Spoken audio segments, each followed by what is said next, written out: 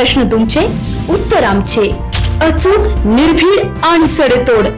लोकशाहीचा खरा मंत्र म्हणजेच न्यूज.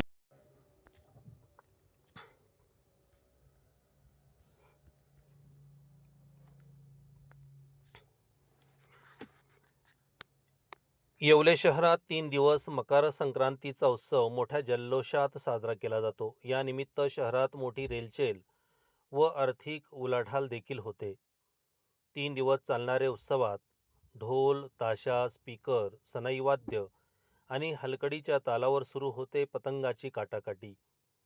गेल्या 150 वर्षापासून सुरू असलेल्या या पारंपरिक उत्सवाला मात्र काही वर्षापासून नायलॉन मांजामुळे गालबोट लागले आहे. माणसासह पशु, पक्षी आणि निसर्गाचा देखील मोठ्या प्रमाणावर ऱ्हास होत असल्याने विविध समाजसेवकांनी नायलॉन मांजावर बंदी तसेच शहरातून याबाबत जनजागृती देखील केली आहे.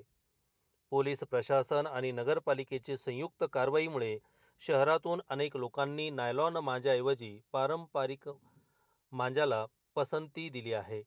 यामुळे शहरात ठिकठिकाणी अशा प्रकारे पारंपरिक मांजा सुतण्याचे काम युवक करीत आहे.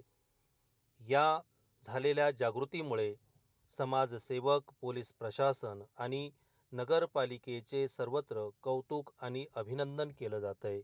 न्यूज लोकतंत्र 18 साठी विशाल नागपुरे, येवला.